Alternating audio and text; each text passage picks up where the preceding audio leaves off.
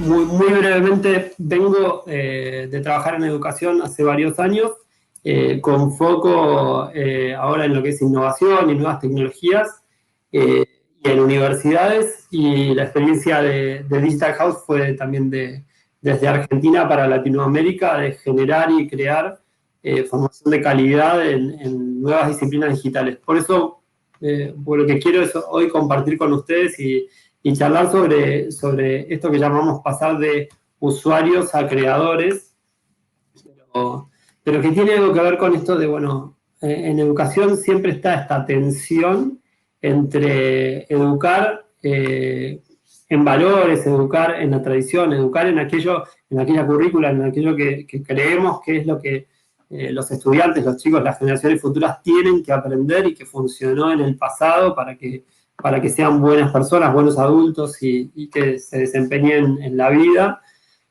Pero también hay algo del futuro, algo de, bueno, ¿qué es lo que les va a servir a ellos? ¿Qué es lo que van a poder usar? ¿Qué es lo que necesitan saber para este mundo que viene, ¿no? Esta tensión entre el mundo que fue y el mundo que viene. Y en momentos como este, a mí me gusta traer la experiencia, las palabras, seguro que lo conocen todos, a este grande que es uno de las grandes pérdidas que nos trajo el año pasado, Sir Ken Robinson, que es alguien súper admirado, súper reconocido en el mundo de la educación, y que ya hace muchos años todavía sigue siendo la charla TED más vista de la historia, de cualquier otro tema también. Él hablaba de esto de, bueno, tenemos un sistema educativo desarrollado y formado para una sociedad industrial que está cambiando y cambió muy rápido, ¿no? Y estas escuelas que él decía matan la creatividad o son desafiadas por este nuevo contexto, tienen que enseñar distinto, tienen que enseñar otra cosa, y hoy de golpe nos encontramos con ese cuestionamiento más actual que nunca, ¿no? Por un lado, porque claro, la sociedad industrial nos pedía personas capaces de conocer, aprender, pero también teníamos muy claro qué era lo que tenían que aprender. Teníamos un currículum ya desarrollado, estable, teníamos también metodologías estables, que en la revolución industrial, en la segunda, con los trabajadores a escala y las fábricas en masa y bueno, Fordismo y demás, empezamos a ver que esto era eficiente como método, pero también teníamos un cambio que se daba muchas veces de generación en generación, ¿sí? Se dice que entre la primera y la segunda revolución industrial pasaron 100 años, o algo así como 90, 100 años. Sin embargo, ese cambio en el último tiempo y fundamentalmente con la aparición de Internet se empieza a acelerar de forma drástica, ¿no? Hace 30 años, si bien Internet se dice que nació en el 74, en 1974, en el 91 tuvimos el primer sitio online y la penetración de Internet en forma masiva empezó hace mucho mucho menos. Y la verdad que eso empezó a revolucionar de manera muy fuerte todo, ¿no? No solo los negocios, las industrias, sino nuestra vida entera.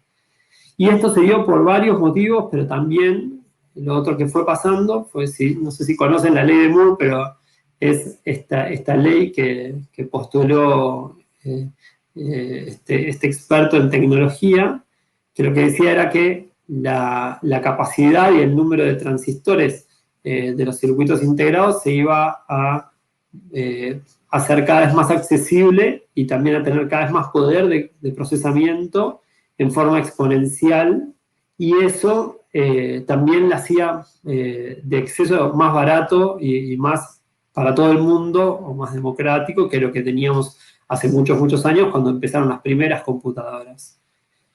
Esta es una imagen de la que llamamos tercera revolución industrial o cuarta a veces ya, ¿no? Donde tenemos una fábrica, una planta de distribución robotizada, con robots que ya tienen algoritmos de ciencia de datos introducidos en su comportamiento, en lo que se llama machine learning o ciencia de datos, que es la capacidad de aprender o predecir eso.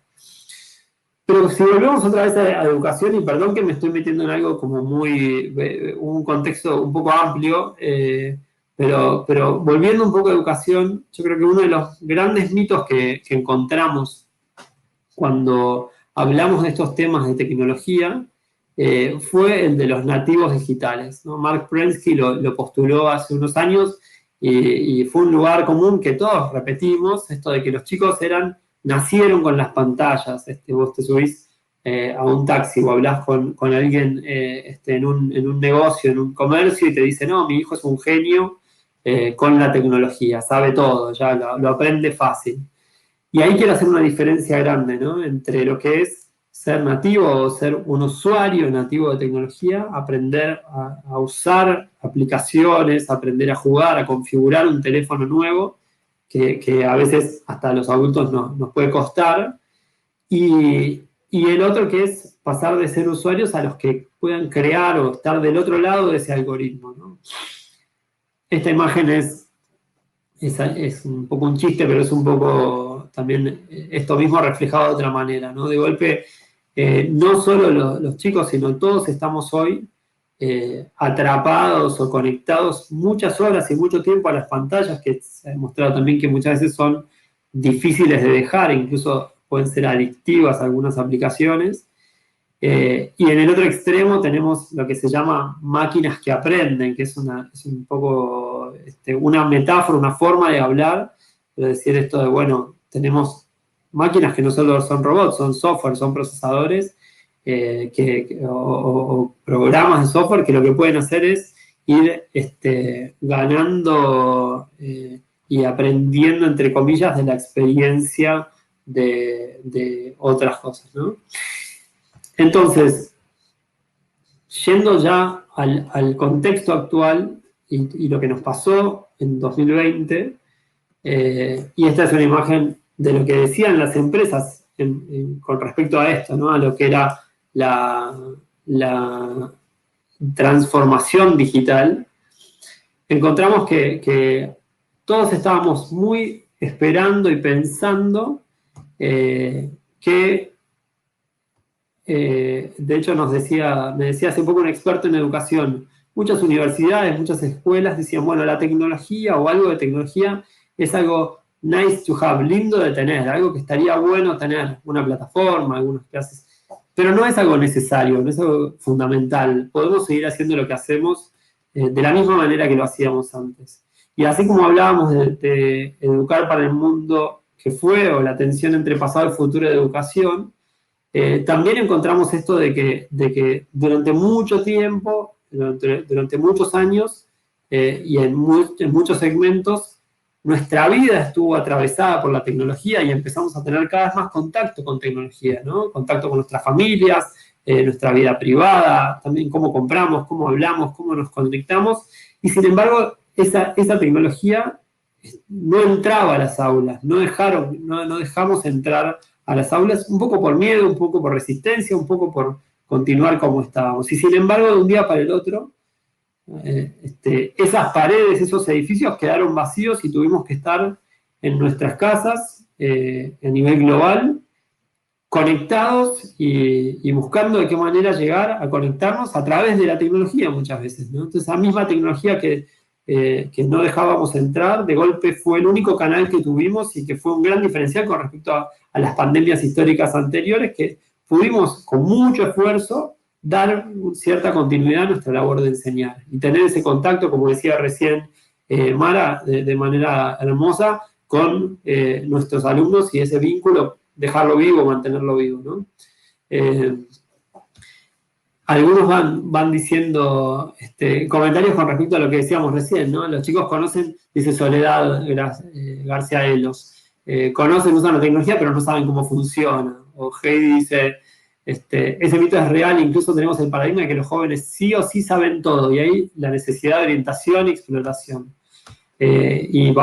Marta Bautista dice, ¿cómo mantener el distanciamiento con niños pequeños en la vuelta a clases presenciales? Vamos a hablar de eso seguro en otras charlas, pero la verdad que hay mucho para cambiar de esto que ha pasado, ¿no? Y yo quiero traer, no solo fue la educación la que fue choqueada con esta pandemia del coronavirus, sino también ese shock se vio en el empleo. Este es un gráfico que muestra el desempleo en Estados Unidos, por poner un ejemplo, Y si se fijan lo que pasó en 2020, fueron más de 20 millones de personas desempleadas en ese año, un pico que no sucedía desde hace más de 80 años atrás, ¿no? Pero lo otro que empezamos a encontrar, y los que trabajan en tecnología, o si conocen gente que trabaja en tecnología, seguro lo pueden dar fe de eso, es cómo el mercado de trabajo está cambiando, ¿no? Entonces, si hablamos de desempleo, en general hablamos de personas que están buscando trabajo y que no hay suficientes puestos para cubrir esos trabajos, ¿no? ¿Se entiende? Sin embargo, del otro lado, hay un mercado de trabajo de habilidades digitales o de competencias digitales donde no hoy, no ayer, sino hace más de 20 años, quedan puestos sin cubrir, puestos vacantes, ¿no? Empiezan a generarse más empleos disponibles que personas capacitadas para cubrir esos puestos. Y este fenómeno, que como les digo, si ustedes conocen gente que trabaja en tecnología, se los puede confirmar, se aceleró de manera drástica con este fenómeno global de la gran, acá dice The Great Lockdown, la gran cuarentena, pero también la pandemia, ¿no? Y según este estudio que presentó el presidente de Microsoft con datos de LinkedIn Data y del Banco Mundial, muestra como, por ejemplo, en empleos de tecnología se van a crear 149 millones de puestos de trabajo para 2025 vinculados a ciertas disciplinas digitales, ¿no? ¿Por qué traigo todo esto? Porque nosotros en este momento estamos hablando de tecnología, estamos hablando de educación, y estamos hablando de un cambio y de una penetración de esa tecnología en nuestro sistema, como herramienta para enseñar. Pero también podemos dar un paso más, ¿no? Esto de cómo hacemos para entrar un paso más allá. Y lo que ven acá, a ver que seguro que muchos los conocen, ¿no? Pero estos es de qué está construido esto que les decía, de pasar del otro lado del algoritmo. Estos son lenguajes de programación que se usan hoy, que se usan hace muchos años también, pero de los que está construido de software, todas esas herramientas o aplicaciones digitales que estamos usando, como esta que estamos usando para conectarnos, ¿no? Ustedes están viendo por un celular, por YouTube, una presentación que yo desarrollé en una también aplicación, y eso lo estamos compartiendo y probablemente les estén llegando mensajes por WhatsApp de sus amigos, de su familia, pueden estar conectados con sus alumnos por otras plataformas y demás. Pero, ¿cuáles son esas disciplinas digitales o esas áreas donde hay cada vez más demanda de trabajo y que siguen estando insatisfechas? ¿O cuáles son esos trabajos del futuro para los que de golpe debemos formarnos y sin embargo muchas veces hoy el sistema educativo formal, las escuelas no nos están llegando a formar a la velocidad del cambio, ¿no? Algunas son estas grandes 5 áreas que les traigo, también hay otras más, pero estas son de las más importantes, como programación, análisis de datos, ciencia de datos, inteligencia artificial dentro de datos también, marketing o comunicación digital, e-commerce, diseño de experiencia de usuario, y todo lo que son proyectos o negocios con base en digital. Y para ir cerrando la presentación, quiero darles otro fenómeno grande que está cambiando, ¿no? El otro es esto de, además de que el mundo tiene cambios acelerados, también, si bien estamos en un momento en que esto se estancó un poco por la pandemia, lo otro que sucede es que vivimos más años, ¿sí? Entonces, la verdad es que lo otro que empieza a suceder es lo que cambia es que tenemos más generaciones y tenemos más años dedicados a trabajar, a estudiar, a seguir formándonos, y no solo alcanza con eso que por ahí hace 80 o 100 años era estudiar la escuela y era suficiente. Pero para pasar de usuarios a creadores, lo clave es esto de nosotros entender, animarnos a entrar en este mundo de la tecnología, que es algo, parafraseando la frase de uno de los fundadores de Video, que fue una agencia de innovación importantísima de hace unos años. La tecnología es algo demasiado importante como para dejarla solo en manos de los técnicos, ¿no? Y aquí traigo a dos de los próceres de esta corriente. Uno, el de la izquierda, es Seymour Papert, el de la derecha es Mitch Resnick. Ambos pasaron por el MIT, trabajaron en el MIT Media Labs. Los dos hablaban de formar a los alumnos en pensamiento computacional desde la escuela y hacerlo en trabajo en forma colaborativa, a través del juego, a través de la interacción y a través de proyectos, ¿no? Pero como les decía, la verdad que hoy, ¿qué nos queda a nosotros en nuestro rol de educación? ¿O qué pasa como docentes? ¿O qué puede pegar a la escuela de todo lo que estamos hablando? Tenemos que tener claro que vamos a aprender durante toda la vida. Nosotros como docentes nos podemos equivocar, no necesitamos saber todas las respuestas, nuestros alumnos pueden saber más que nosotros en algún tema, y también no vamos a perder nuestra autoridad por esto. Pero sí es importante que nos animemos a entrar junto con nuestros alumnos a ese otro lado de la tecnología. Yo sé que para muchos esto puede sonar utópico, puede sonar súper difícil o súper complejo, pero la verdad que es fundamental que así como la escuela está revisando sus metodologías y estamos reconstruyendo, hace poco en el chat decía alguien recién, no podemos volver a la misma escuela que dejamos, no podemos volver yo digo, tampoco a la misma currícula ni a la misma metodología que teníamos, ¿no? Y ya para ir cerrando, me quedo con esta frase que leí, ayer me pareció increíble. Esto es un grupo que levanta frases de personas que se dicen en la calle y los tira en placas en redes sociales, ¿no? Y esto es una frase de una nena de 5 años de La Rioja, Argentina, que le dice, vos nunca te tenés que olvidar de que tenés alas y podés volar hasta las nubes. Pero lo lindo es que la frase de esta niña se la dice a un loro que estaba en una jaula, en una veterinaria.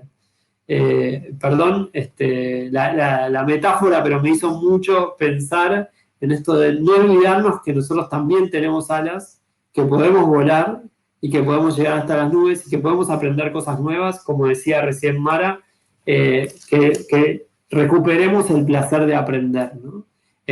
Así que bueno, con esto cierro la presentación y si quieren abrimos a preguntas. Buenísimo. Dicen que, muchísimas gracias. Escuchamos tu presentación y es como, vale. bueno, ¿no? El futuro ya llegó, está acá y la verdad que es clave entenderlo bien para que realmente pueda ser una oportunidad, ¿no?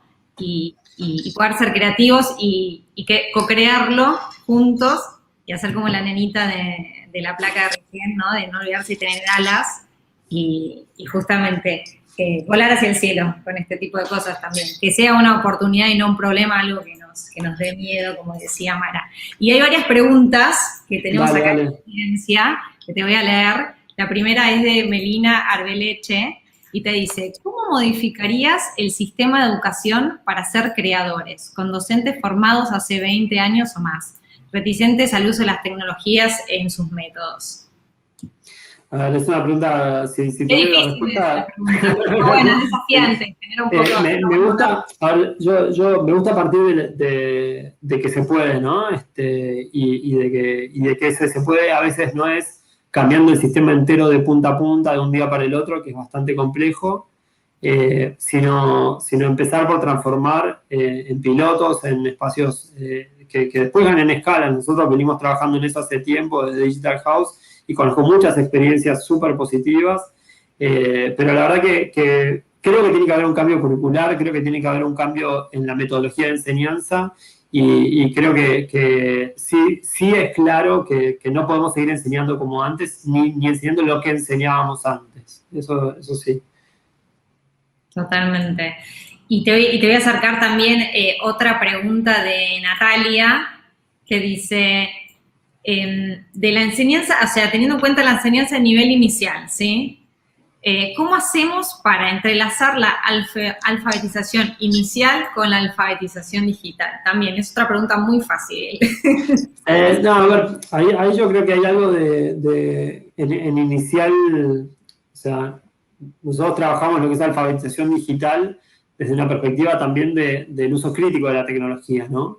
Pero eso sin duda, o sea, el lugar de las pantallas tiene que ser un lugar regulado, medido, acompañado, intermediado por los docentes en lo posible, que sabemos que es difícil. Digo, yo tengo hijos chiquitos y en casa nos pasa, a los padres los interpela primero que a nadie, además después en la escuela. Pero el otro salto que un poco estoy proponiendo es esto de, también hay experiencias increíbles de enseñar pensamiento computacional, enseñar habilidades técnicas y metodología de trabajo colaborativo desde inicial. Que igual, inicial, de hecho recién citaba a Mitch Resnick, y él tiene un libro muy lindo que se llama Lifelong Kindergarten, que es el jardín de infantes para toda la vida, y rescata un montón de las prácticas colaborativas de trabajo en equipo, de trabajo creativo que trae el jardín de infantes y a veces se pierde en los otros niveles educativos, ¿no? Totalmente. Cuánto hay que aprender de distintos niveles también, ¿no? Ir tomando. Y otra pregunta también que surge de la audiencia es, ¿qué le recomendarías a aquellos docentes que desean promover la creatividad de sus estudiantes a través de la tecnología? Que se animen a investigar con ellos primero, o sea, que se animen a entrar. Creo que hay algo ahí muy tremendo, es esto de habernos quedado nosotros afuera de ese mundo y dejar a los chicos solos en Internet. Animarnos a entrar con ellos, a buscar canales de creación. Yo insisto mucho con lo de aprender a programar o el código, porque creo que es la puerta de entrada grande a cómo está construido todo eso que usamos.